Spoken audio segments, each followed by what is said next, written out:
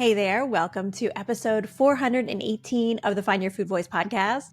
Today we are talking about body changes in relationship. Let's get to it.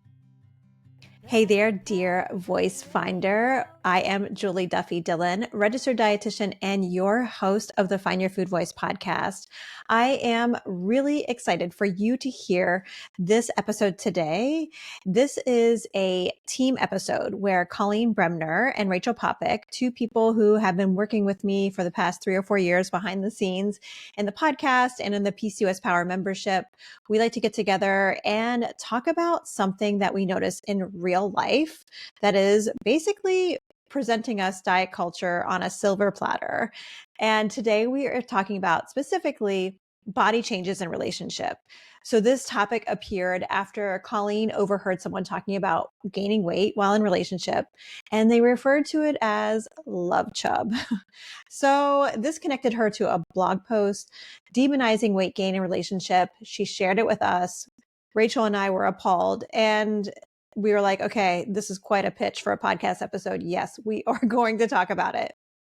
So this is an episode where we share personal experiences in our body while in new and seasoned relationships, as well as ways we are flipping the script on this diet culture message. I encourage you, I know life is busy, but try to stay until the last 5 minutes of the conversation because you will hear a real life experience that brought Rachel and I to tears. It's a really special moment. And I was so glad that Colleen was willing to share it with us and share it with you. Before we get to the conversation, remember the Find Your Food Voice book is out now, anywhere books are sold. And if you are reading it as a part of your book club, I would love to be a part of it. I am happy to join you over Zoom, or if you live within driving distance of Central North Carolina, let's make it happen so I can join you in person. I'm happy to do this for free, by the way. I love talking about the Find Your Food Voice book and would love to hear about your experiences as you're working through it. And also, there is a book club guide if you are wanting more ways to enhance your discussion. I'm building it currently over on Substack, so you can get to it by subscribing to my Substack. It's findyourfoodvoice.substack.com is the place to get to it. So subscribe to that, subscribe to the show so you can continue to add more tools to your life to help you with your messy, complicated relationship with food. And in particular, if you are wanting to add PCOS and intuitive eating into this conversation, that's what I'm doing over on Substack is I'm really diving deeper into that topic in particular. Okay, so enough of all of that. We are going to take a pause now for a quick sponsor break and then get to our conversation about love chub and body changes in relationship. Hey, everybody. How's it going? Hey. Long time no see. It's good to see you. Yes, Likewise. good to be here. I am so excited about this episode. Like looking at our Google Doc, it's making me very excited to unpack this. So Colleen, I'm excited that you brought this topic for this discussion because it's going to be fucking fantastic. The universe provides, as we always say. On a silver platter, always. Yes. Before we do it though, because this is going to be meaty, I thought it'd be good to start with some grounding, and part of grounding techniques that I talk about in the Find Your Food Voice book is using the acronym CHIP, which is check-in props. And I thought we could talk about this. And if you're wondering what chips are, there's this technique that I teach in the book in chapter 5, the pivot chapter, that helps people just to help the mind body connection reconnect so you can find ways to rely on your body and ground yourself more often, which is so great when you're trying to reclaim your relationship with food. So I thought we could do that at the beginning before we get into this messy, messy topic. So how are you all doing chips and dip? That's the official title of this exercise, by the way. It's not just chips, it's chips and dip. Well, I love that we're starting the meat of our conversation with an appetizer. That feels right. Ooh. I love a food pun. Yeah, I think that recently, with some things going on in my life, I've really been thinking about how I'm going to engage in conversation around certain things. So that's how I'm grounding myself, just really deciding which conversations I want to be engaged in and what conversations aren't meant for me to protect my peace. And I recognize that is a very privileged place to speak from because I know not everyone has the ability to do that. So I think when we do have the ability to take a pause and take a step back to protect ourselves, it can be really impactful. That is super impactful. Yeah, whenever you have the option to put a boundary, yes. Oh, I hope it helps. We love some boundaries. Yes. How about you, Rachel? I think for me, I have been feeling very like hectic and work is picking up, which is great in some ways, but it's a new balance that I'm finding. And I kind of committed myself to having a regular weightlifting practice again. It's something I've like come in and out of throughout my life. And I always feel so much better when I do. And I feel like if I haven't done any sort of strength work in a while and then I start again, it's one of those things that like you can kind of see the strength build pretty quickly. And I love just like feeling strong and sturdy in my body. That's like make me feel really good. Yeah, yeah. It does feel like amazing when you're like, I can lift this myself. Especially as a single woman. I'm like, I don't need anyone to I help know. me lift this thing. I know. It really solidifies like the independent part of me. I don't need Mm. anyone. I can lift these heavy things by myself. Or I also have a group of women that are like my neighbors. I'll text them if I need some help with lifting. But like, we don't need a man to do this. No. Yes. I love it. There was a time where I was more into weightlifting. I don't know. I go through seasons with it. And yeah, it just felt, it felt badass. Yeah. So yeah. I'm still badass without being able to lift as much, but it's just Absolutely. a different kind of badass. And I also think coming from a place where like for most of my life I was trying to be smaller, Mm. having my like movement practice be one of being like stronger and bulkier and sturdier. Like there's something really Yes, badass about that. that is. I love that so much. Oh my. Well, You, Julie. I feel like I need a drum roll, please. Just signed up to go back to therapy. We love therapy. It's been, let's see, it's been 3 years since I've done individual, like weekly therapy. Yeah. I don't know about you, but I've been feeling so much more anxious in this year of 2025. And so I was like, you know what? I don't need to struggle alone. I can revisit some, getting some help on this. And yeah, I'm like, I think tomorrow's my fourth session. I've already like, I can tell that I'm like in the space of like, it's getting worse before it gets better, but I'm like, I know it's going to be better. So yeah. And having it weekly again, because there was times where I did it more spaced out. It feels really like a nice rhythm that has like a nice grounding to it. So yes, Yay, we love therapy. I know. I do too. I love it. All right, let's get to the meat. We just finished our appetizer. Let's get to it. So, yeah, I brought this up to the group a while back because something came up in this setting and I felt like it was something we could really dive into and unpack. So, I thought I would start and kind of lay the groundwork for us. But essentially, I was a part of this discussion where people were giving advice to this couple getting ready to get married. And someone in the group said, like out loud, watch out for love chub. And I had never heard this before. I was like, Me what neither. is that? And come to find out after kind of reaching out about that, because I didn't realize it's essentially similar to the freshman 15, if you've ever heard of that. So, this idea of like gaining weight essentially, or your body changing when different life events happen, right? So, maybe freshman 15, it's you're moving out of your parents' house, or, you kind of have a little more independence. So, you're choosing what foods you're eating, and you have a little more maybe freedom over what types of food you're taking in, and therefore like your body may be changing. Or in this situation, like you are potentially in a new relationship. I don't think it even has to be marriage. Like it could be anything that is like, you're in a different situation and therefore your body is changing. So I would love to hear what your opinions are about Love Chub. And yeah, let me know. I know maybe some of you were familiar with this already, but maybe Rachel, I know you weren't. So, Rachel, do you want to go next?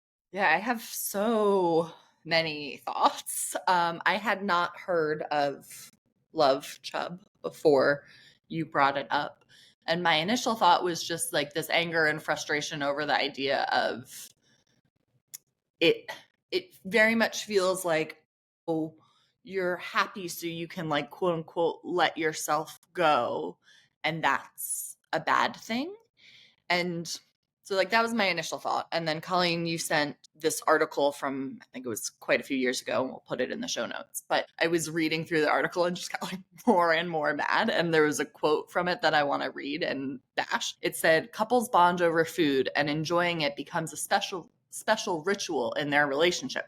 Which, like, you read that on the surface and I'm like, as a chef, yeah, like, I love to bond over food with my loved ones, whether it be like my husband or friends. And yeah, cooking and sharing food should be a special ritual. It bonds people. But then it goes on to be like, this is bad, and this means that you're going to gain weight, and you're going to start making quote unquote unsmart food decisions, and like bashed this thing that I find so fundamentally important in relationship building, which is like cooking and eating and sharing food. So, like, on that level, mad. Then it goes on to be like, well, a way to combat this is to automatically just serve yourself. So, like, putting it as the woman is the one who is serving the man.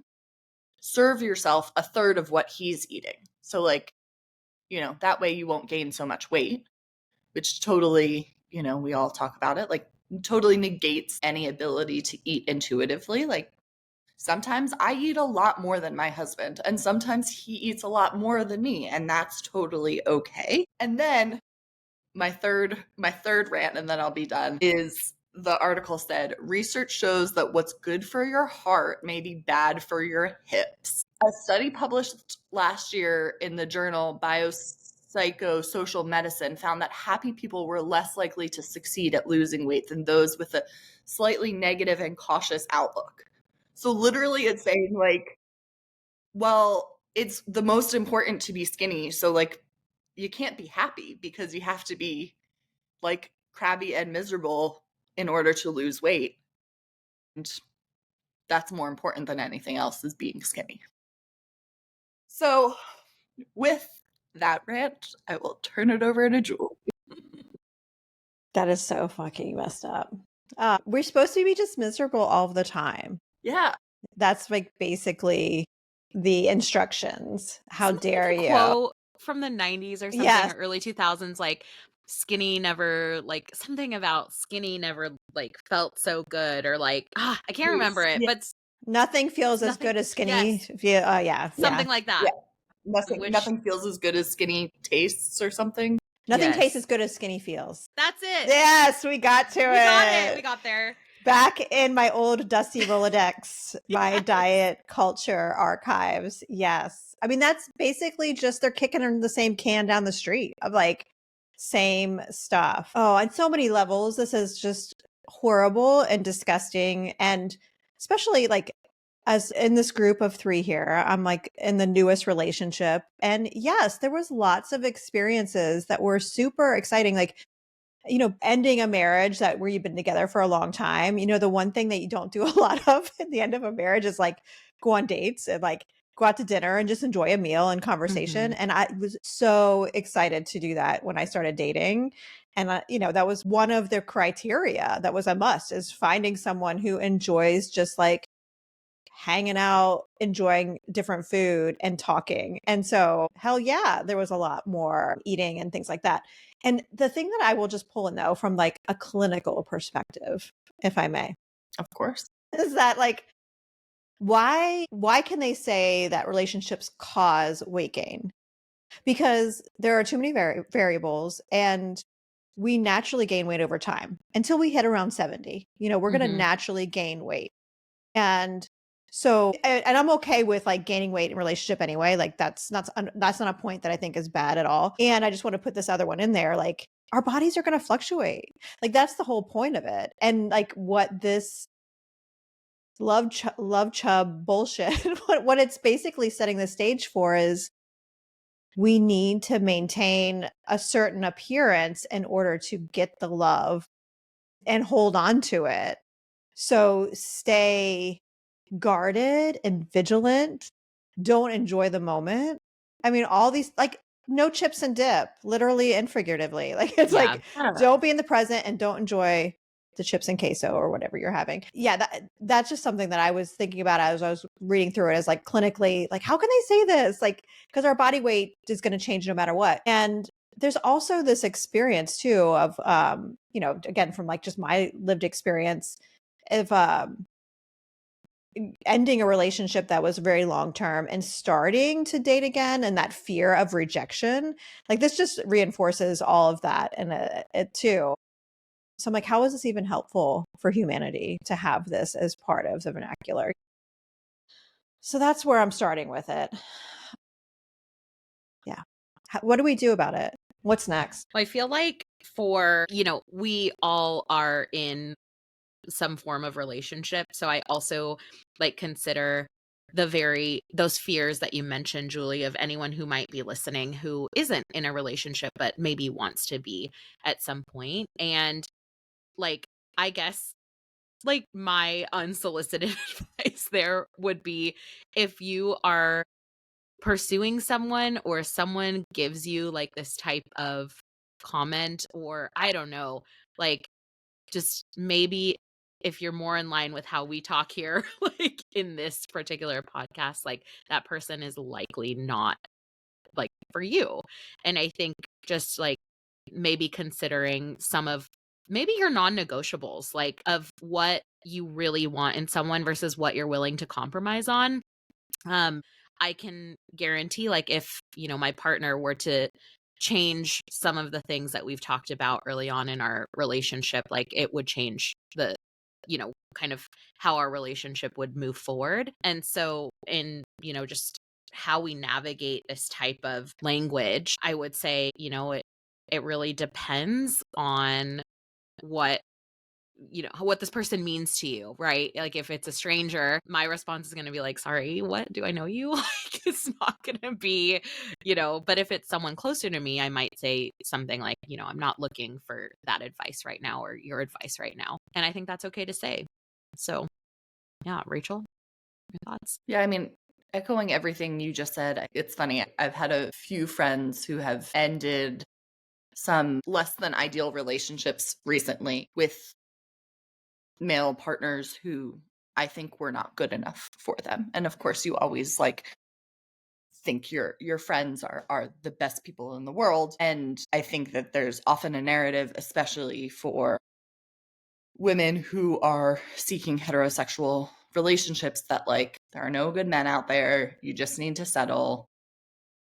And I want to remind people that like you should know your worth and there's no reason to settle. And like you should be treated with the utmost respect and love and care. And so if someone doesn't love you for the body that you're in, then like they don't deserve your time. I also think that kind of what Colleen said, depending on the situation, I really do enjoy making people feel uncomfortable and like calling them out for saying fat phobic comments. And I don't always have the bandwidth to do that. And I'm not saying that's always the right thing to do for everyone, but I think it's okay to make people feel uncomfortable and like have them question why they said what they said. Well, they are making someone else uncomfortable. Yeah. So like, why is it okay just for them to feel the comfort? Yeah. Yeah. Well, and before we pushed record, we were chatting about some IRL body comments that I got privy to. And it just reminded me of like something that I teach my kids that I say over and over again. And I also have said myself. And that is whenever someone makes a comment about a body, to just say like, no one appreciates hearing how their body looks. Like no one. And so whether someone's saying that's about my body or someone else's body, And in particular, whenever my kids would make a comment about someone's body, and usually when they're little, it's like, they're just copying something else they've heard, or they're just noticing and they don't know it's like a negative at that point, like that the world is so fat phobic. So yeah, just teaching them, hey, people just don't appreciate hearing how their body looks. I may say I like your necklace, or your earrings or your haircut, but I don't know, like that's about as far as I'm going for like body comments. And so, I know, I just wish that more people were taught that. And there's probably different ways to say it, but just, that it's not okay to do that. And it's not okay to judge people. And also the fact of the matter is like, we are all going to change. And, I feel so grateful to have older women mentors in my life. Like I encourage every person to have older people in their life who can help them to understand like just the next steps and to not fear it, and that I've talked about her so many times, but mine is Deb Benfield. She's also a dietitian that lives not very far from me. And yeah, so much of this, she talks about like how a lot of this conversation is rooted in, of course, capitalism and wanting to still have an able body because then we can keep working and not be a burden and blah, blah, blah. And like, it all comes back to the same BS. And so, yeah, when I hear love chub type of comments, that it's like, it's feeding that same machine, So, oh my gosh, I'm totally on a soapbox. No, that's such a great segue into, what these types of comments are really telling us, or what is the story that they're really telling us. And, obviously we're kind of debunking what that is, right? But I feel like it's this constant messaging that we hear, repackage, repurpose, which we talked about, when we dug out that other quote from the Rolodex. And it's like, that I'm only as worthy as what I look like, which is, as we know here, total bullshit. So I feel like, those types of comments are these, whatever, it's like, it's just recreating, repurposing, repackaging that narrative. Yeah, exactly. Absolutely. Exactly. It's the priority should always be your weight and being small over anything else. It is more important to be skinny than to be happy, to be in love, to be fulfilled, to have a full life. None of that matters if you're not skinny. Right. Yeah. So much of it is, how pretty are you for a man? The male gaze. I have 2 teenagers at home, and it's something we talk a lot about. Whenever they bring up something like that, they must get so annoyed with me. But everything back to like white supremacy and social justice. Yeah, it's just systems of oppression, because like this conversation is like, you're only valuable if you're thin, young, and conventionally beautiful. And, I'm here to say like, there's a lot of privilege that I have, but also there are people you could be in a relationship with who don't value that, that have done their own work to unpack how they contribute to these things and value that kind of self-growth. Goodness. It sure is a lot though. So there is something we can do. There is this new kind of concept that I talk about in the book, about the should eat scripts. These are the diet culture messages that we have downloaded, whether it's from dieting or an eating disorder, or from what your family taught you about how to like have a body or how to eat. And so we have this part of the show called Flip the Script. And it's like, we take a concept and decide what we want to do with it. So how do we want to rewrite this, folks? Like, how are we going to flip the script on the love chub? Rachel, do you want to start? Sure, I can start. I was reflecting on this and also how my body looked when I first started dating my husband over a decade ago. And I was in a much smaller body then, but I was also literally malnourished and obsessed with food, constantly thinking about food, like managing my life around when I could get the like right amount of the right food. I'm using air quotes if you're not watching the video. And it took up so much space, not only in my life, but like in our relationship as my husband and I started our relationship. And yes, now a decade plus later, I am in a larger body, but I'm also so much happier. And our relationship in that space around relationships with food is so much healthier and happier. And just that health is not about your size. Health is so much more expansive than what your size is, even your physical health, like mental health, emotional health, all of those things matter as a holistic picture when you're thinking about what you want your life to look like with food. It's so important. I love that insight, Rachel. I feel like, now I recently, I say recently, it feels like it was yesterday, just not that recently, had a baby. I look at my body and how it's changed over the years, kind of to your point, Rachel, like when I first started dating my then partner, who's now, my partner husband. And I feel like I've looked at how my body has changed and think about the symbols that mark memories in my life, like the new stretch marks that I have on my belly from carrying my baby. And I had a pretty traumatic birth experience and now have a cesarean scar to show for it. My stomach's shape has changed. It's certainly floppier now. But it's also soft and squishy. And I love that my baby feels comfortable to lay her head there and she knows that she's safe. And that brings me a lot of joy thinking about how my body feels safe for her. Um, my husband also sent me something that I want to read on Instagram that made me like tear up, that I feel like is perfect for Grab this the tissues. conversation. It says, I sorry I can't give you the source because I'm not sure there is one. Maybe it was on Reddit originally, but the question is, how did your feelings toward your wife's body change after she had babies? And the answer is, as my wife and I got older, my feelings for her have shifted from that girl is super cute, which is pretty common, to this woman has given all of herself to me for the sake of our family.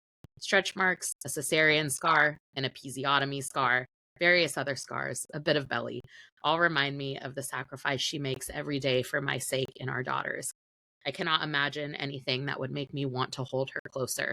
Her body is mine. It is safe, familiar, comforting, and still captivating. I would not and will not accept any other. Oh, I'm not crying. Well, damn. Damn. Talk about flip the script. Fuck yeah. Fuck yeah. And wow. That's so beautiful. Yeah. Oh my gosh. May we all have that love. Anyone listening, and even Yes. those fuckers out in the rest of the world. I mean, everyone deserves to feel love like that. Yes. Oh my gosh, I love that so much. Well, I don't want to say too much because I think that is just so beautiful. But I will say, if someone doesn't love you anymore because your body changes, well, something that I think is important just to tell them is like, thank you for telling me who you are. Because that's not the type of love I'm looking for. Like what you just described, Colleen, is like chef kiss. Perfect. I mean, I'm sure perfect is not the right word, but like that just seems so loving. So yeah. So Love Chub, fuck off.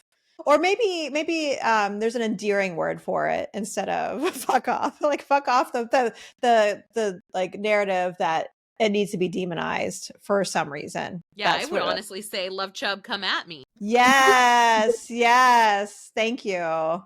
Yes, I love changing the mind mid sentence. So, oh my gosh, I feel so like lovey-dovey now. So, tell your partner thank you, Colleen. Yes, I will. Goodness gracious. Well, we are out of time. Is there anything we need to do to close this out, or do we feel good to go? Did we say everything we need to say about Love Chub? I feel like this was a great conversation. I hope that, you listener take a nugget out of this and run with it. And as always, reach out to us. Let us know how you felt about the episode. Yes. Agreed. Well, thank you. Thank you, team. Thank you. Thanks. Bye. Bye. So there you have it. Dear listener, what did you think? Did you get moved by Colleen's partner's comment or what? Oh my goodness. Thank you so much, Colleen and Rachel, for joining me for this episode. And thank you, dear listener, dear Voice Finder, for joining us and being a part of the conversation. Let us know what you think. If you have anything you want to add to this conversation, we welcome your feedback. You can do that in comments below, or you can also send us an email over at info@juliedillonrd.com.